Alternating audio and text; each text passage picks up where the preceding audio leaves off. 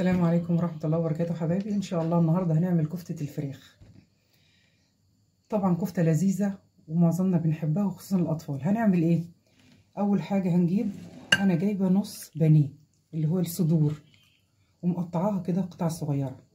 عشان تعملي الكفتة وتبقى طرية وجوسي وجميلة معاكي، اعملي خليط ما بين البانيه اللي هي صدور الفراخ مع الشيش اللي هي الايه، تخلي ورك معاهم. ده نص كيلو بانيه وخليت معاه ورك كده شيش علشان تبقى ايه، لينه وطريه.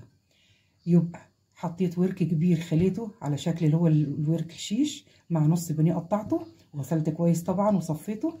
طبعا ايه اللي يديها طراوه وجمال ليا؟ حوالي 100 جرام من اللية يكون عندك، تشتريها من الجزار تكون عندك، تنفعك في حواوشي، ينفعك في حاجات كتير. هخلطها برضو معاها كده ونروح بقى ايه، نشوف هنعمل ايه في الكبه. ودلوقتي حبايبي هجيب بصلايه تكون كبيره او بصلتين وسط وانزلهم في الكبه، اقطعهم ايه قطع كده صغيره عشان اساعد الكبه بتاعتي ايه ما تبص. يبقى بصلايه كبيره زي ما انتم شايفين، كام عود من البقدونس ويكون الورق بتاعه بس مفيش عروق، يعني زي معلقتين كده كبار من الورق البقدونس. طيب وبعد كده ايه كمان هجيبه في الكبه دي؟ فلفلايه رومي حمراء مفرزاها، طلعتها هديت شويه وبرده هنزلها عليهم.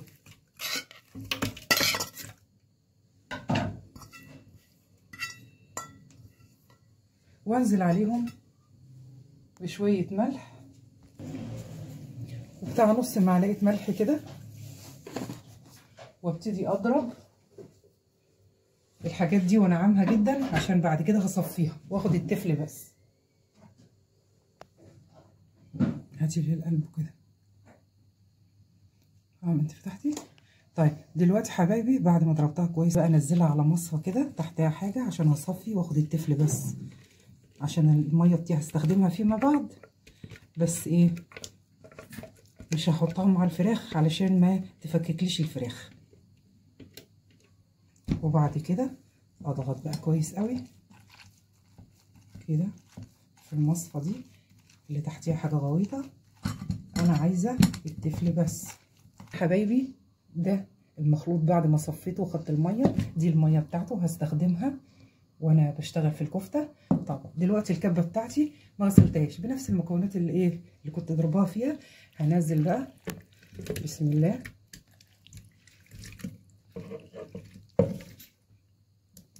الخليط بتاعي اللي هو الشيش مع البانيه، وابتدي اضربه وانعمه جدا مع الليه واوريه لكم بعد كده. شوفوا حبايبي اضربتها في الكبه ما شاء الله، خليتها عامله ازاي ما شاء الله. يبقى كل ما كان الموتور قوي كبتك حلوه هتسعفك وهتساعدك. ودلوقتي حبايبي رحت حاطه التفل اللي انا صفيته من الميه بتاعته على الفراخ بعد ما هرستها كويس قوي. ابتدي اضيف لها بقى ايه التوابل اللي انا هحطها. معلقه ملح صغيره، نص معلقه كمون، نص معلقه سماق، ده جنزبيل بودر، نص معلقه فلفل اسمر، على طرف المعلقه ايه قرفه، واروح منزله البهارات دي كده. طيب انتوا عارفين البهارات الجاهزه اللي هي بتبقى بتاعه الكفته، ده كيس احطه عليها.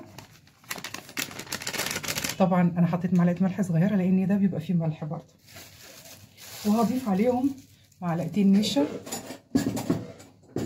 ما تقعدوش بقى تحطوا لا بقسماط ولا دقيق كتير ولا العك ده كله، هي بس ليه معلقتين النشا ديت علشان ما تكشش، يعني يفضل محتفظه شويه بايه بحجمها.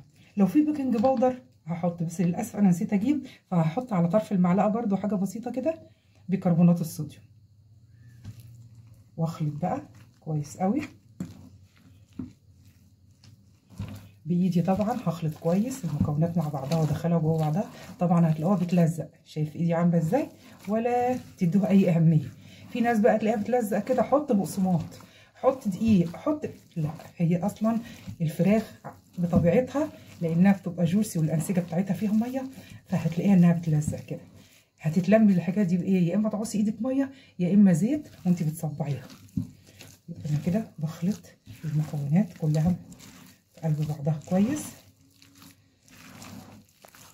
ودلوقتي شوفوا حبايبي، انا جبت حاجه وحاطه فيها زيت، اعوص ايدي كده واخد الكميه المناسبه ليا كده اهو، واجي هنا كيس من اكياس المطبخ واحطها في النص، واروح قافله عليها النص التاني كده وكده، وبسم الله وازحزح كده، اعملها بالحجم المناسب ليا اللي انا عايزاه بكل سهوله. عملت لي صباع كفته حلو اهو. اروح جايه هنا في حته واروح ايه حطاه، وهكذا هخلص المجموعه كلها. اعمل لكم واحده كمان تشوفوها. وزي ما قلت لكم ما تخافوش من التلزيقه دي، ده طبيعي. في النص اروح عامله كده الكيس تانية، واجي هنا كده وادوس على بره كده، هتتشكل لي بالحجم اللي انا عايزاه صابع الكفته. اشيل واحطه جنب اخواته. هكذا هخلص الكميه كلها، وبعد كده هروح اسويها على الجريل على النار من فوق. ودلوقتي يا حبايبي اهو، ده يعتبر ناتج عن كيلو الا ربع صدور على اللي هو الورك الكبير اللي قلت لكم عليه. عمل لي حوالي 19 صابع، وممكن تعملوا اكتر لو صغرتوا الحجم. دلوقتي انا هاخدها على الفريزر. التلاجة تقعدوها على الرف نص ساعه، انا عشان عايزه اشتغل على طول هحطها في الفريزر ربع ساعه، وبعد كده ابتدي على الجريلا اقليها. الجريلا حطيت فيها معلقتين زيت، سخنت كويس قوي. هبتدي انا طلعتها كده من الفريزر بعد ربع ساعه، هبتدي انزل فيها بسم الله.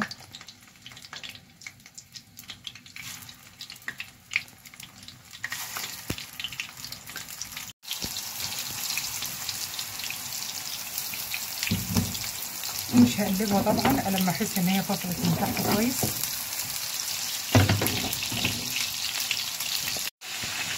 ودلوقتي حبايبي اهو زي ما انتم شايفين معلقتين زيت، ورشيت عليهم كمان ميه البصل بالفلفل اللي صفيتها، بتساعد على السوا. ومن وقت للتاني بقعد اقلب فيهم كده واوسع واحط غيره. دلوقتي هغطيه على البخار بتاعه عشان يستوي من جوه ومن بره كويس، ومن وقت للتاني اقعد اقلب فيه. هغطيه اهو. دلوقتي هنعمل الفرشه او الحاجه اللي هتتحط على العيش اللي هنحط عليها الكفته بتاعتنا. هنجيب بصلايه كده وسط واقطعها كده جوليان، واجيب طماطميتين اشيل الحته اللي فوق كده،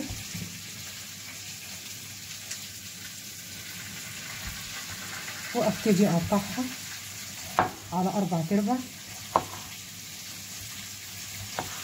وبعدين القلب ده انا مش عايزاه، انا عايزه اللحم بس. شايفين نفس القصه كده، هشيل القلب منهم كلهم ونقطعها شرايح كده بالطول.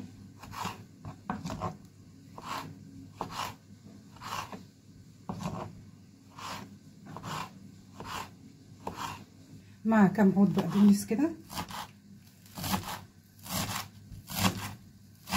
وابتدي افصص كده البصل اطلعه من بعضه بسم الله.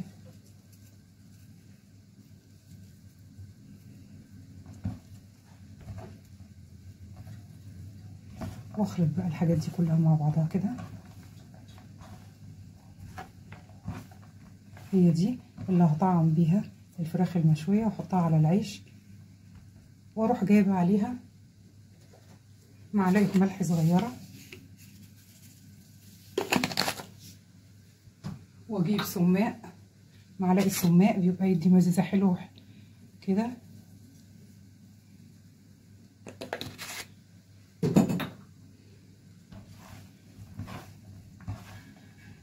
وكده تبقى جاهزه.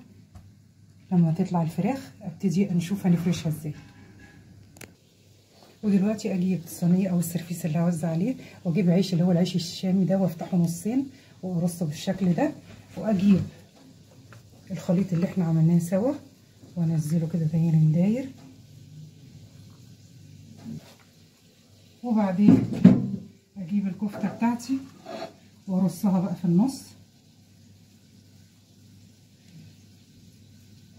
جميلة وريحتها رائعة، جربوها هتحبوها جدا. دلوقتي حبايبي اهو بقيت الشكل النهائي ليها، وطبعا الطعم هيعجبكم جدا. الصابع جميل مستوي من جوه. تاكلوه بألف هنا وشفا. دمتم بصحة وعافية. السلام عليكم ورحمة الله وبركاته.